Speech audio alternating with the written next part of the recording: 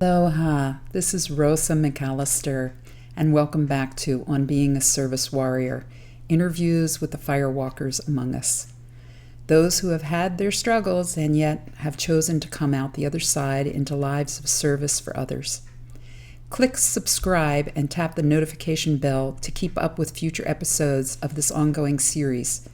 If this is your first time joining us, don't forget to catch up with other episodes in this series, as well as other offerings in Network's YouTube channel. Mahalo, thank you, and always remember you are the light. Be the light.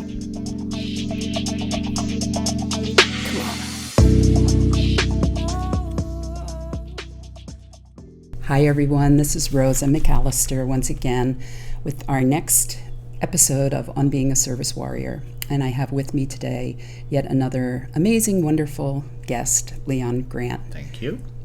So Leon is a good friend of mine. He's a Maui local, very well known, very well loved. From the first time that I met Leon, I was kind of charmed by him and his kind way of being, his infectious laugh, which I love. Thank you. And just his way of being in this world. And then I learned more about his life and what he does in this world, how he gives back, and then I was really impressed. So when thinking about this series and asking various people to join me, I knew that I wanted to ask Leon. And we're getting to do this a little differently than most of my other or all my other interviews because we happen to live here on Maui together, so we can share this time to actually do this in person. Mm-hmm. Whereas normally I'm talking to another friend long distance online, but we get to do this here in person, which makes it extra special. Absolutely. So friends listening in, you're in for a treat, meeting this warm, soulful man who I know you're going to love. So Leon, thank you. Thank you very much. Thank you for inviting me. I feel very blessed. Well, thanks. So as I've asked all of my other guests and myself, I have some basic questions which I shared with you. And the premise always is, we're not doing therapy here. Right. So it's whatever you wish to share. Mm-hmm. Whatever it is that you wish to tell us, whatever it is that you wish to shine on your light and your life, please do so. So first question is, so who are you? How would you describe yourself? I would definitely describe myself as a survivor. I have been through more near and near-death experiences than your average person. From domestic violence to an addiction to cocaine to being homeless to being shot several times to prostate cancer, double bypass heart surgery. Yeah, I've survived a lot. A few things. Yeah, just a few. And how do you think, if I were to ask a couple of people who know you really well, or if I were to answer myself, what do you think, how might others describe you? Probably compassionate, empathetic, caring. I care about people a lot, especially people that have been through trauma, because I've been through so much myself and survived it, and I know what it takes to get from point A to point B, and it's not easy. We all need help at some point. Just because you need or have to ask for help doesn't make you a weak person. It actually makes you a stronger person. When you can have that humility to say, hey, I need some help. So, for me, especially because, it was later in life that I learned that I had PTSD. I was 45 by the time I actually realized that's what was going on.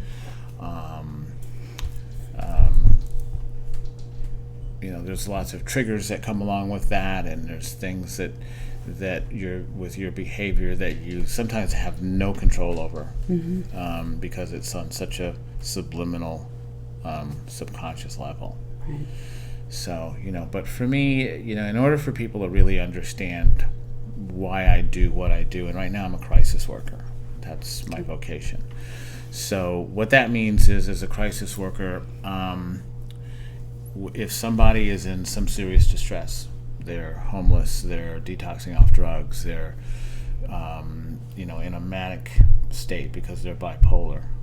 They're just depressed and have high anxiety, whatever it is.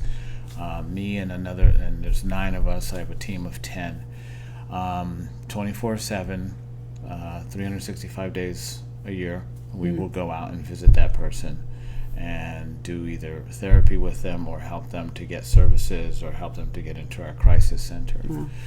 I kind of fell into this job, but it's the perfect job for me because, I'll back up a little bit if I can. If that's okay. Please. So I am the product of an alcoholic father. My mother was not. But he was one of those alcoholics that was like a Dr. Jekyll, Mr. Hyde. And whenever he took a drink, he turned into a different person. So it was the typical domestic violence type household. He would get drunk, be abusive with my mother. She'd pack me up. We'd go to grandma's house or my godmother's house. He'd apologize. She'd go back, and we did this for the first 3 years of my life. Finally, when I was 3, she was done. I'm not doing this anymore. So she packed me up. We went to my grandmother's house. And somehow or another, he convinced my mother and my grandmother to bring over some Valentine's Day gifts. Oh, gosh.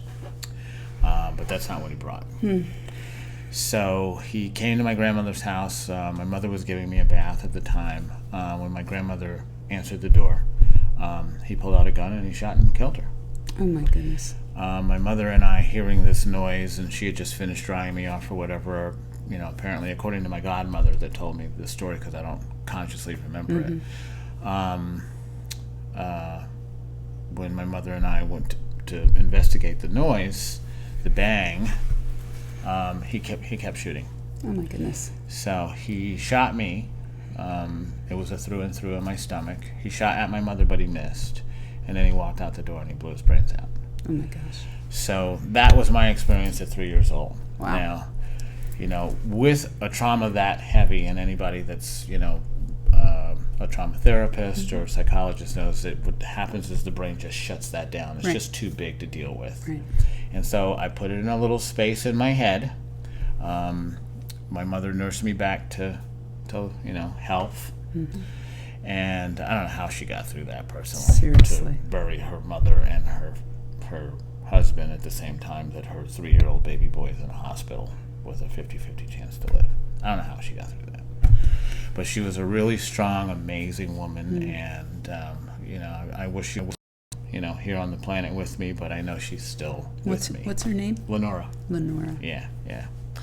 Beautiful. So she's here. She's here. Yeah, she's here. I can feel her anytime I talk about her. I bet. Mamas are like that. Yeah.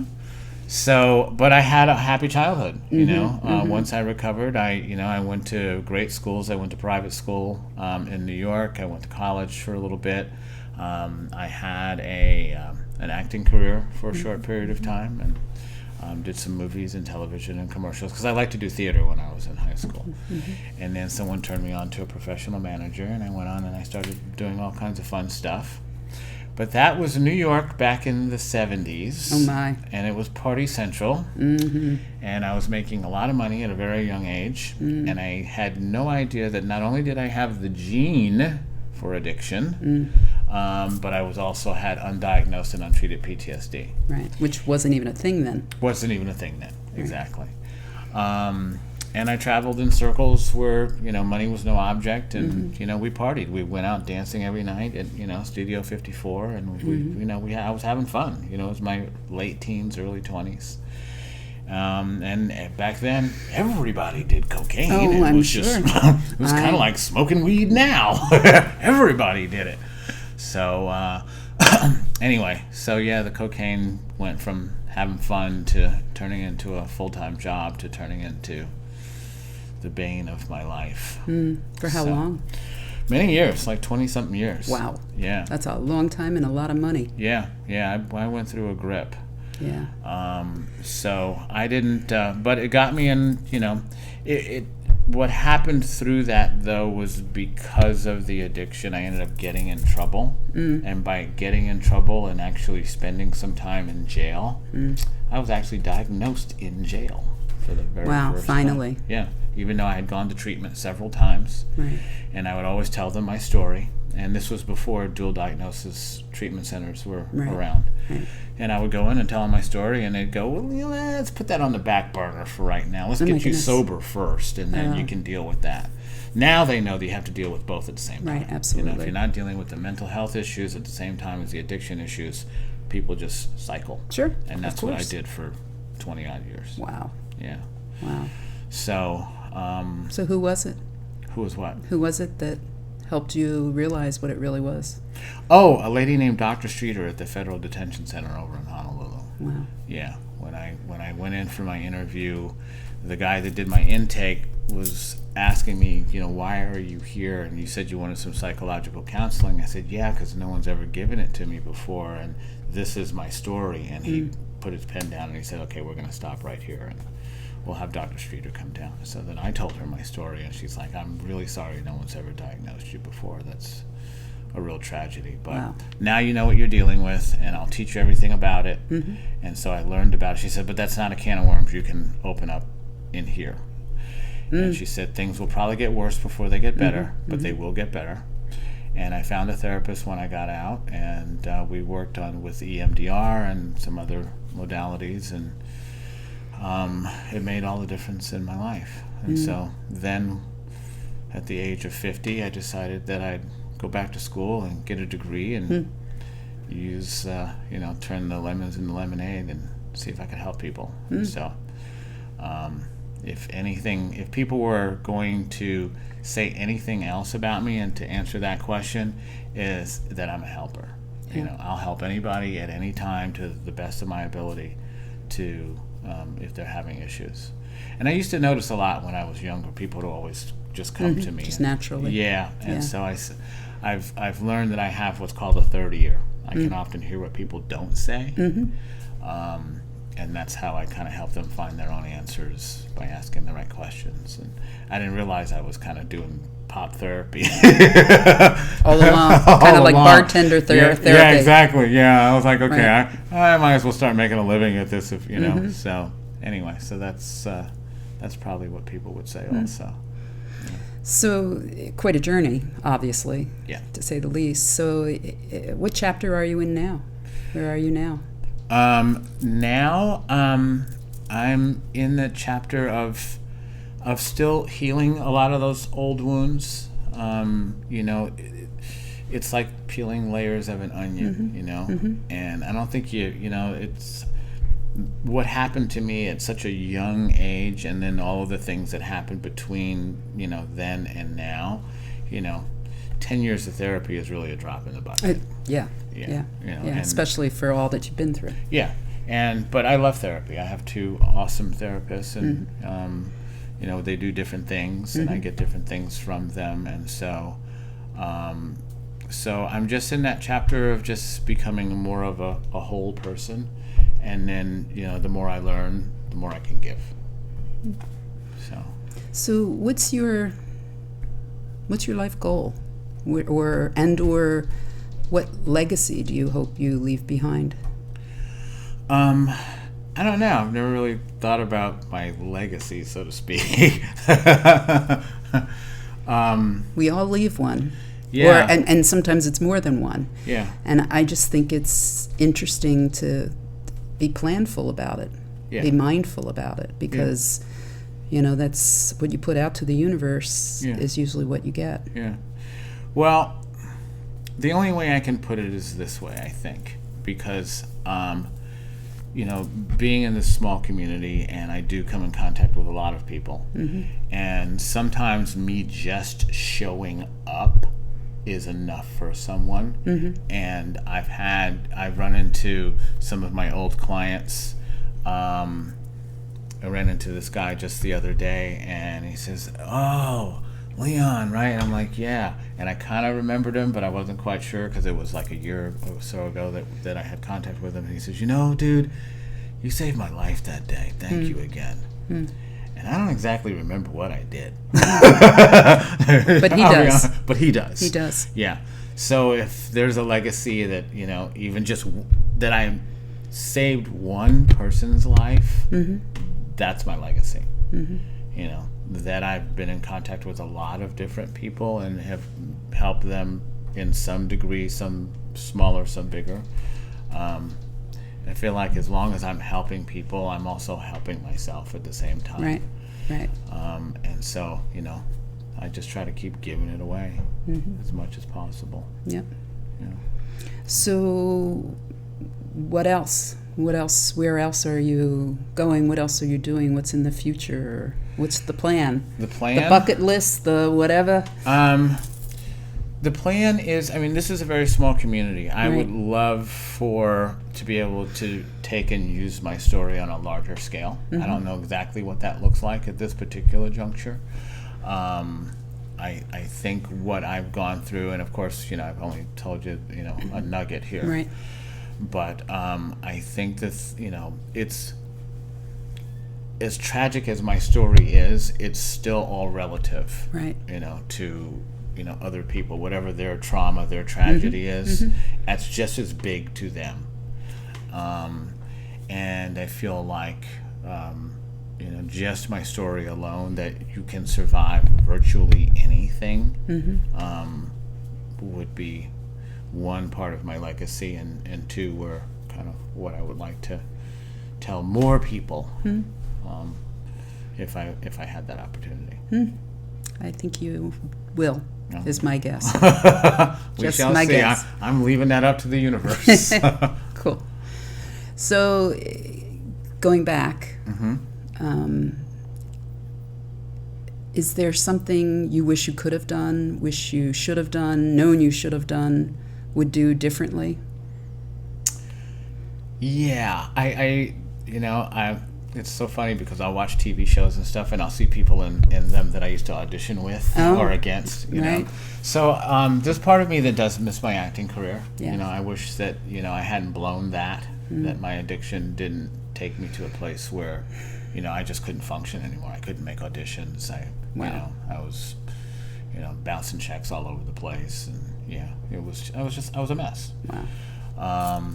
So if I had a regret, that would be the only one, really, because I do have that artistic side to me also. But at this stage of my life, I'm just trying to follow what's put in front of me. So, you know, unless somebody has a lead role in a major motion picture that they want to just say, Leon, it's your part. You never know. You never know. I just want to be there to help whoever is in need at the moment, and, you know, to the best of my ability, and make a living at it. You know, and that's not easy being a social worker on Maui. Or anywhere, but absolutely. Won't be getting rich, but that's okay. Rich in other ways. Exactly. Yeah. So how do you take care of yourself? How do you fill your cup? Therapy, good friends, definitely going to the beach and getting in the water. You know, that's part of my therapy too. I go down there and meditate. Exercise, dancing. Gotta dance. Gotta dance.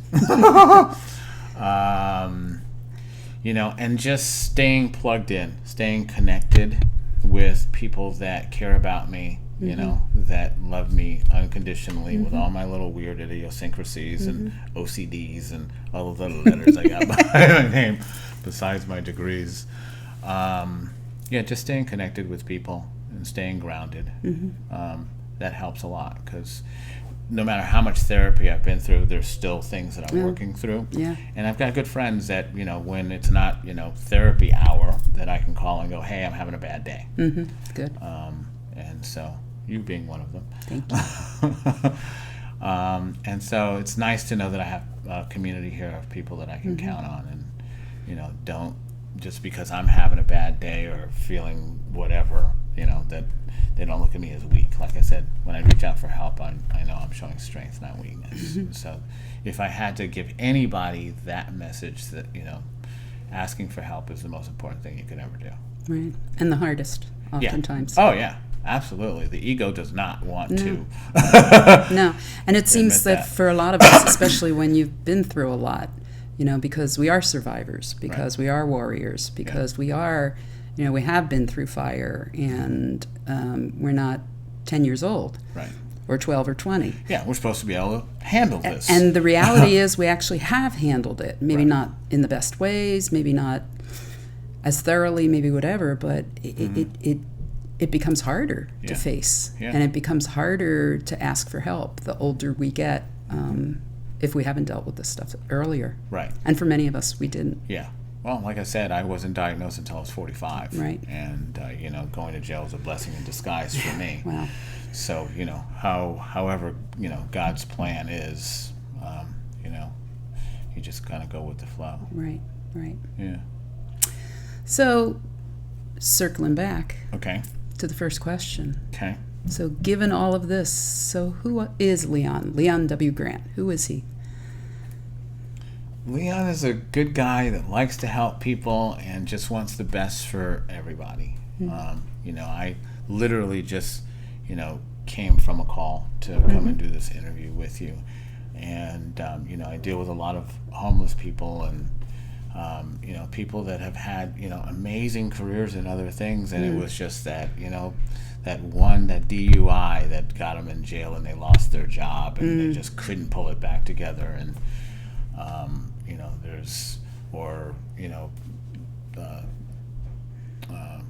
they were downsized or Right. whatever, Right. and then find themselves, sleeping in their car, and Right. then the car Yes. gets towed, and it's just sometimes it's just this thing where it's a snowball effect. So for the time being, like I said, just being there as much as I can to help this community, because this community saved my life. When I needed help, people that were there to help me, and so I just want to give back to the community and just survive here on this beautiful place that we. It's pretty amazing, I know. Yeah. And it's a very healing place too, and it's it's so interesting meeting you and hearing your story and getting to know you, just like so many others, the magnet that pulled many of us here to help. Right. Clearly, but also to heal. Right. Yeah, Maui is a very healing place. There's a very subtle energy here that's it's very, and I think people that are drawn to come here when they're supposed to be here. You've heard the story. Maui just supplies everything Absolutely. you need. The job, the place to live. Somebody Seems to gives be. you a car Or something. Yeah. And it's because there's a healing that you need to go through, Right. or you need to help somebody go through their healing, or both. Or I think it's both. Yeah. I really do. Yeah, I think it and is. that's certainly been the case with me of having lived here for 31 years now. So I've had a healing. I'm still healing, and just trying to help other people find their healing whenever they can, however they can, even if it's just to get them off the streets for 10 days Right. and get them into our crisis residential shelter, or sometimes it's just buying them a hamburger plate. Yeah. Yeah. We're just showing up, as you said before. Yeah. Means a lot. Yeah, well, when you tow up from the flow up, they're just glad that you show up. There you go. Anything else you'd like to tell people that you think people need to know about Leon? That need to know about me? Other than look him up. Leon W. Grant. Check out all his old movies. I still haven't done it, sorry. Okay. Shows, TV shows, all that kind of stuff. Yeah, that was a fun time of my I bet. life. Yeah. I bet. Yeah, before the addiction kicked in, Yeah. before the cocaine habit really Yeah. took place. Those were some of the best years of my life.